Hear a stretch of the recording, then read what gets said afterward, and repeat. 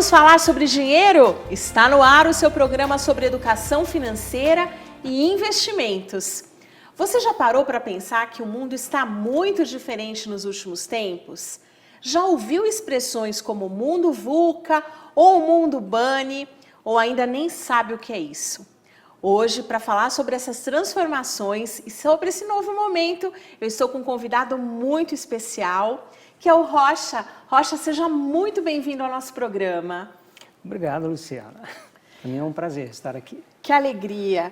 Mundo VUCA, mundo BANI, que loucura é essa que a gente está vivendo, Rocha? O mundo VUCA foi uma expressão cunhada lá nos anos 90, no ambiente militar dos Estados Unidos, para tentar explicar o mundo. Então, na verdade, é um acrônimo onde o V significa volátil, o U significa incerto, né, do inglês uncertainty, o C complexo e o A ambíguo. Tudo que a gente vive hoje. E aí o que acontece? Com o advento da pandemia, aliás, um pouco antes, né, no ano de 2018, um antropólogo norte-americano, James Cassio, ele percebeu que essas palavras, né, esses termos, já não atendiam mais para o mundo atual. Então foi onde ele trouxe o BANI. Então o B é de brittle, que é frágil, o A é de ansioso, o N é de não linear e o I é de incompreensível. Uau! E aí veio a pandemia e carimbou. Sim, e aí a gente percebe que no fundo às vezes é uma mistura, né, do BANI com VUCA, porque as incertezas, a volatilidade, tudo isso continua nos cercando. Perfeitamente, né? Eu compreendo assim que é uma transição e ao mesmo tempo é uma acumulação, né? Não deixou de ser volátil, não deixou de ser ambíguo, não deixou de ser complexo e incerto, né? E veio toda a questão do BANI junto e se somou. Exato. E aí parece que quando a gente sabe todas as perguntas, a vida vem e realmente, né, muda as respostas. Literalmente, é o que vem acontecendo. E aí, Rocha, como lidar com essa ansiedade, né, com essa volatilidade? Eu acho que é de um jeito que as coisas estão indo, de repente, a gente tem a sensação de que houve um retrocesso e volta e depois vai de novo. Como que a gente lida com isso no mundo aí de trabalho, né, de se adaptar a uma nova realidade, de gerar riqueza, de estar aí em movimento junto com tudo isso ao mesmo tempo agora? Essa é uma ótima pergunta, né? Então, às vezes, da maneira como eu me expressei há pouco, passa uma sensação que eu estou dizendo que isso é ruim. Então, na verdade, isso não é ruim, né? São características. Como toda mudança, ela tem oportunidades e tem riscos. Então, na verdade, o que a gente precisa ficar atento é ajustar as velas do nosso barco para aproveitar essas oportunidades, né? Porque assim, né, a gente às vezes é treinado ali, aquele mundo cartesiano, né? Você viveu no mundo corporativo muitos anos, e aí você tem ali, né, um começo, um meio e um fim. Você começa lá como júnior, vai para pleno, depois vai para sênior, e enxerga, né, um ponto de partida e tem ali um objetivo onde chegar. E agora tudo mudou, a gente tem trabalhado de casa, feito conexões com pessoas diferentes. E como que a gente consegue, então, aproveitar esse mundo, essa nova realidade, para que a gente consiga continuar aí prosperando? Muito bom. Então, vamos pensar, por exemplo, na questão do B, que em português é frágil. Então, como é que a gente faz para lidar com uma coisa frágil? Normalmente a gente embala, né? A gente blinda. Coloca então, plástico bolha, vários jornais ali, é isso? Exatamente.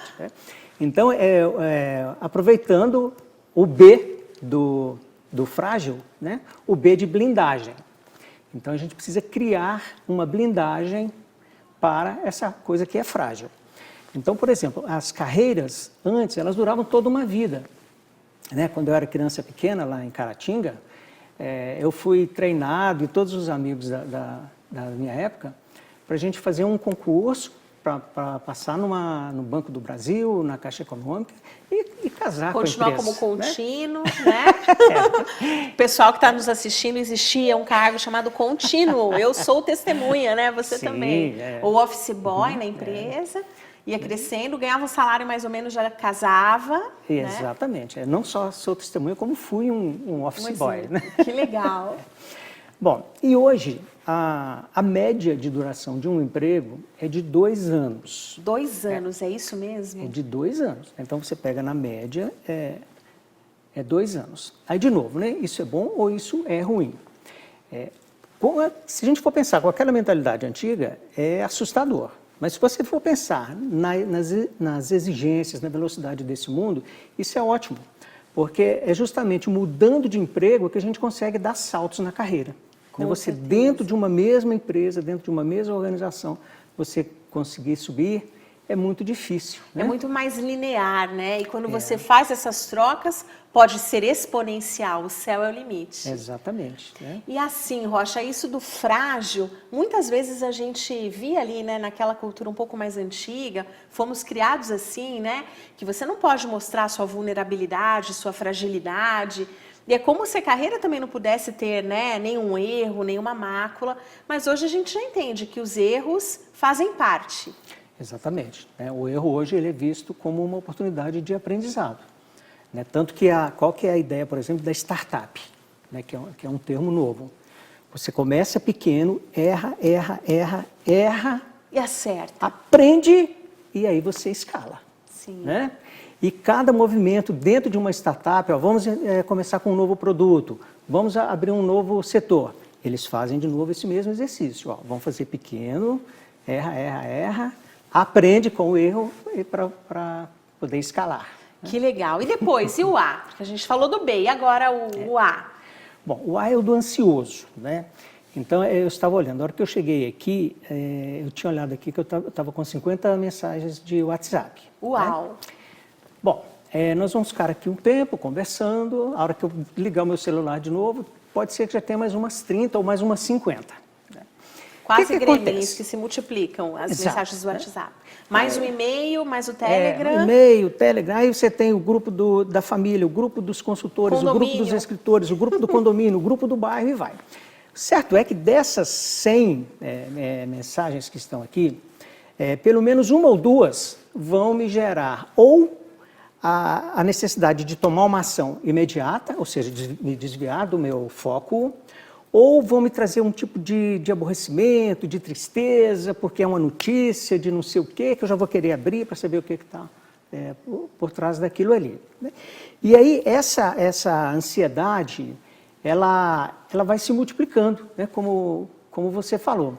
Então, mesmo sabendo que essas mensagens, que eu não preciso ter pressa, eu posso deixar para olhar isso depois, mas isso vai gerando uma ansiedade muito grande. Excelente. Segura isso. E você aí segure um pouquinho que a gente vai para o intervalo e na volta o Rocha vai contar para a gente como lidar com essa ansiedade. A gente já volta.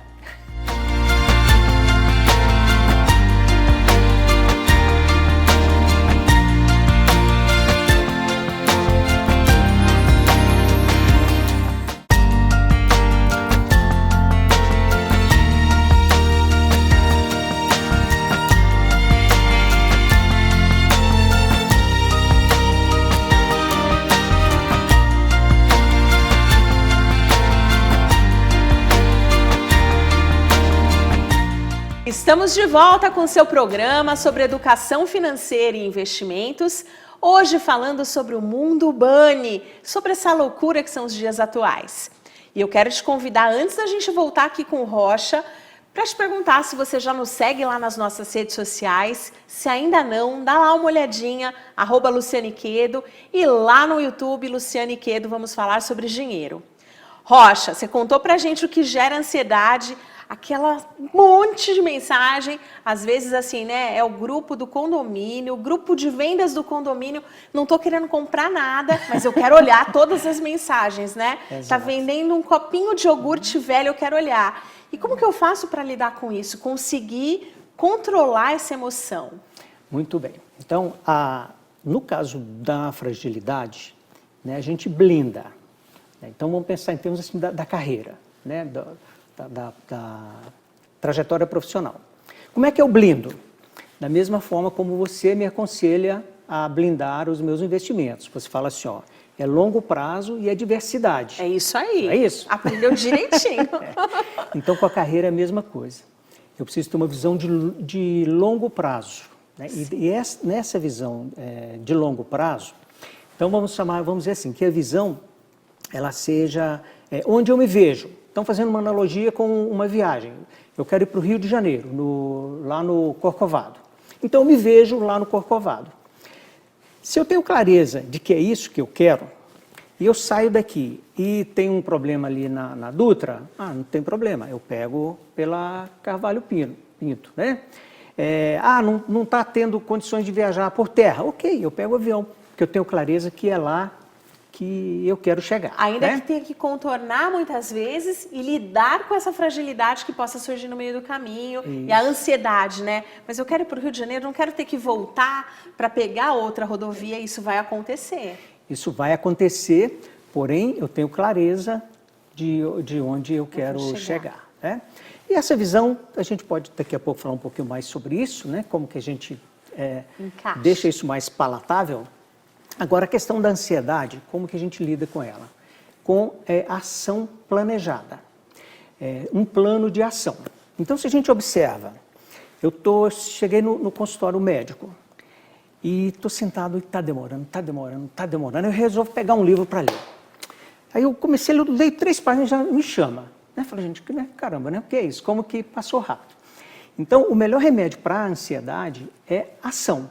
É você agir, é você ocupar o seu tempo, ocupar a sua mente, ocupar o seu corpo. Com ações objetivas. Com ações objetivas. Bom, então a partir dessa visão, eu crio um plano de ação, porque eu não vou conseguir fazer assim e estar no Rio de Janeiro, que o mundo ansioso é assim, né? A gente vê até as crianças, né? Liga ali que eu quero assistir a Patrulha Canina, tal. Aí você liga, a televisão demora 3 segundos para ligar, liga. Eu falei, não, já apertei, tem que esperar um pouquinho, né? Bom, então, eu tendo essa clareza que não vai ser assim, né?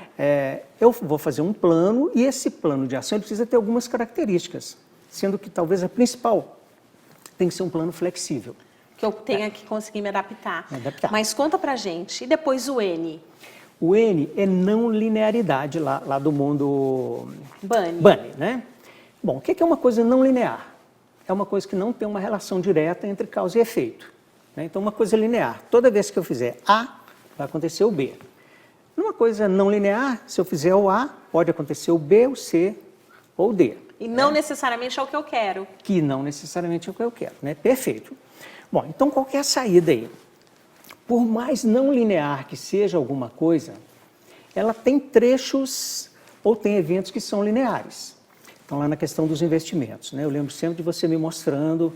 Olha, Rocha, olha o desempenho desse produto aqui, ó, de 2018 até agora, né, como é que foi? Esse, olha, teve um baque aqui, eletrocardiograma. Um eletrocardiograma, né? Ele fala, mas você vê que tem uma tendência que está de crescimento. Olha, e olha essa região aqui, ó. Se você pegar um período aqui de 2 meses, é possível... a gente conseguir uma linearidade, mesmo nessa coisa que não é linear. De entender a tendência. Então, eu estou lá no Rio de Janeiro e eu sei que eu estou indo para lá. Sabe ainda que eu lá. precise contornar. No caso de carreira, tem uma coisa que é independente do mundo VUCA, do mundo Bunny, tem uma coisa que é linear. É a relação dos nossos talentos com a nossa produtividade e a nossa felicidade. Então, independente do que estiver acontecendo, se eu estiver fazendo aquilo que eu sei fazer e que eu gosto de fazer, aquilo vai dar um resultado positivo. Que legal. Né? E que o mundo precisa, então, aí é sucesso certo. Aí agora você me faz lembrar de Aristóteles, né? Que disse, onde os seus talentos e as necessidades do mundo se cruzam, aí está a sua vocação. E vocação, que vem do latim, significa vocare, chamado. Então, eu olho para as necessidades do mundo, olho para os meus talentos, estou chamado a resolver aquilo. Que maravilhoso. E, aproveitando, né, quando eu digo que, quando a gente fala desse mundo não linear, frágil, ansioso, tem aspectos positivos. Um aspecto é que nós estamos assim num mundo de infinitas possibilidades. Então, antes as carreiras eram lineares. Fez engenharia, vai ser engenheiro. Fez direito, vai ser advogado ou juiz ou algo nessa linha, né? Hoje não existe mais essa relação. Eu posso ser o que eu quiser. O que você quiser. Se você olhar... da formação. Exatamente. Né? E aí? E o I agora? Você não pode sair daqui sem contar pra gente o I. Olha, o I não vai dar para falar. Porque... não, gente, pode isso? Não pode. O I nós vamos deixar para uma próxima oportunidade, né? O I é de incompreensível.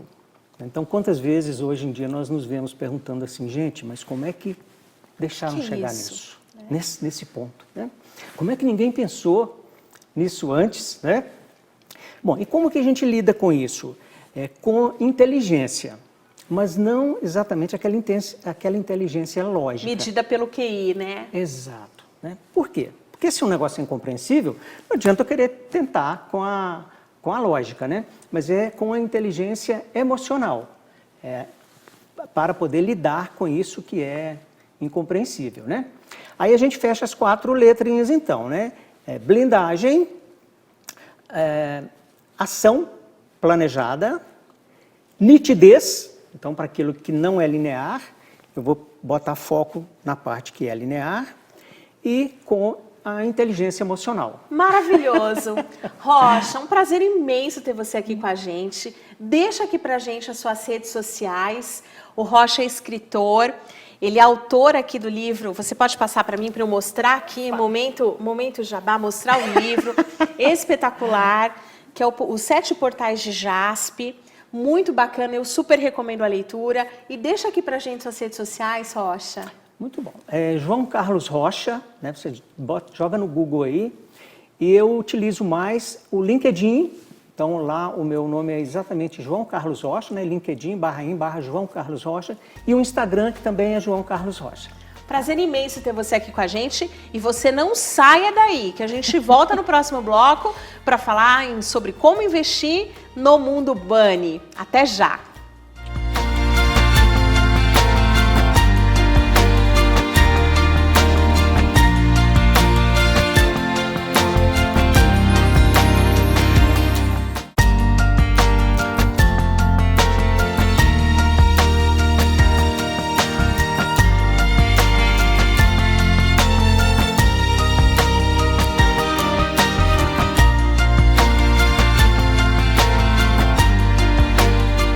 Estamos de volta com o seu programa falando sobre educação financeira e investimentos. E agora que você já sabe tudo sobre o mundo Bunny, a Fernanda vai contar pra gente como investir, como cuidar dos seus investimentos nesse momento atual. Fernanda, seja muito bem-vinda. Obrigada, Lua. Como assessora é sempre um prazer falar um pouquinho de investimentos, né? O que a gente vive no dia a dia. Então é sempre muito gostoso poder ajudar as pessoas a entender um pouquinho como é que funciona o mundo de investimentos. E aí, depois que o Rocha nos deu uma aula, né, Fê? Que aula, falando adorei. desse momento, e a gente percebe isso realmente no mercado financeiro. O mundo político acabando tendo aí consequências e ações dos investimentos, a bolsa que sobe e desce. E aí, o que você me diz para a pessoa que está começando a investir? Que cuidados ela tem que ter para esse cenário atual? Acho que uma das principais coisas que a gente precisa saber antes de começar a investir é entender um pouquinho qual que é o perfil de investidor que eu tenho, né? Então, quando a gente fala, poxa, mas você é um investidor conservador, é um investidor moderado, é um investidor arrojado, né? Aquele cara que gosta de emoção. Por que é importante entender isso, né? Porque a gente está vivendo no mundo Bunny, a gente está ou no mundo VUCA, as duas coisas tudo ao mesmo tempo, e cada vez mais é difícil prever o que vai acontecer, né? Vamos pegar um exemplo que é muito recente. A gente estava vindo num momento, em 2019, o Brasil tinha conseguido fazer a reforma da Previdência, estava num momento que tudo indicava de que assim, a gente ia ter um crescimento, vamos investir, vai ser super legal, e de repente, da noite para o dia, pum, pandemia. Né? E aí o mercado desabou, o mundo caiu, né? As coisas aconteceram, E cada vez mais a gente está vivendo um momento, a gente vive num mundo que as coisas acontecem numa velocidade muito rápido. E principalmente, antigamente, o que acontecia fora não impactava tanto dentro de um mercado, né, de um país. Hoje em dia, com essa questão da globalização, às vezes o que acontece lá na Europa, na Ásia, impacta diretamente aqui no Brasil, em minutos. Então, hoje tudo muito rápido. E aí a importância da famosa diversificação, né? Porque no fim do dia, ninguém tem bola de cristal. Exatamente. E às vezes a pessoa que se acha super arrojada, super agressiva, no fundo tem um perfil conservador. O estômago e o coração não aguentam tanto mexe-mexe, não? A gente brinca que todo mundo é valente enquanto a bolsa está subindo. Exatamente. Mas a hora que a gente testa os nervos mesmo é no momento de crise, no momento de queda, no momento que você vai falar, opa, será que eu realmente estou preparado para isso, né? Então, acho que para quem está começando a investir, entender esse perfil, e não só isso. Uma parte do investimento, ele tem que estar guardado no que a gente chama da reserva de emergência ou reserva de oportunidade. Eu brinco que é o dinheiro do leite das crianças. O dinheiro da pinga você arrisca, o dinheiro do leite você não arrisca. Então, um percentual do seu investimento, ele tem que estar numa caixinha, mesmo que ele renda um pouco menos, ele tem que estar numa caixinha mais segura. Porque são nesses momentos de incertezas que você pode ter uma necessidade e aí você tem de onde tirar, né? Sem pedir pro cunhado, né, gente? Sem pedir pro cunhado, pro banco, pro cheque especial. Exatamente. Ô Fê, e aí essa visão que o Rocha nos trouxe, de longo prazo, que é o que acontece na nossa carreira. Eu estou indo para o Rio de Janeiro, eu sei que lá que eu quero chegar. Isso também se faz verdade aqui no mundo de investimentos? Totalmente, né? Totalmente verdade. Acho que sempre que a gente fala de investimento, e acho que a principal balizador por que eu estou investindo? Eu estou investindo porque eu quero enriquecer amanhã? Isso não existe. É só trabalho, né? Duro, né? Isso é transpiração. Isso exatamente. Então, assim, quando você tem essa visão de longo prazo, assim como o Rocha falou um pouquinho sobre a questão da ansiedade, de você lidar, de você blindar, quando você tem essa visão de longo prazo e você tem consciência do que você está fazendo dentro do seu portfólio de investimentos, fica muito mais fácil passar por esses altos e baixos. Então, vamos supor, quando você investe em uma ação e você investe nessa ação com a consciência de que você está comprando um pedacinho dessa ação, que você está se tornando sócio dessa empresa, em um momento de queda, você não fica nervoso, porque imagina se você montasse o seu próprio negócio. Poxa, ficou uma semana sem vender, você vai fechar? Não dá, né? Não quero mais. Montei uma loja e olha, a Fernanda tem uma loja, uma rede de lojas de tortas maravilhosas. A Aldeia das Tortas, super recomendo. Para quem é de São Paulo, para quem é de São José, super vale a pena conhecer. Não dá, né? Falar, puxa, não vendi tortas essa semana, eu vou fechar. Exato. Você não vai fazer isso, porque o seu investimento, né, foi muita coisa que você pôs. Então, você tem um plano. Exato, local você físico. tem um plano de longo prazo. Então, quando você traz esse mindset para dentro do universo de investimentos, fica muito mais fácil. E até o contrário, porque daí você passa a ver a coisa de uma forma diferente. Você passa a ver assim, opa, caiu, acho que eu vou comprar mais um pouquinho. Oportunidade para eu comprar mais um pouquinho. E aí a gente foge do efeito manada, né? No momento que a bolsa tá alta, o telefone costuma tocar, todo mundo querendo comprar. E quando a bolsa cai, as pessoas ligam querendo vender. Quando a gente foge desse ciclo e entra num outro movimento que é esse, de perceber, né? Quando o ativo está barato ou quando ele está caro, eu consigo ter uma gestão muito mais eficiente da carteira. Exatamente. E para quem está começando, que a gente fala um pouquinho de diversificação, né? Eu acho que exatamente pelo fato de ninguém ter uma bola de cristal, também é importante que você tenha um pouquinho de cada um dos ativos dentro da sua carteira.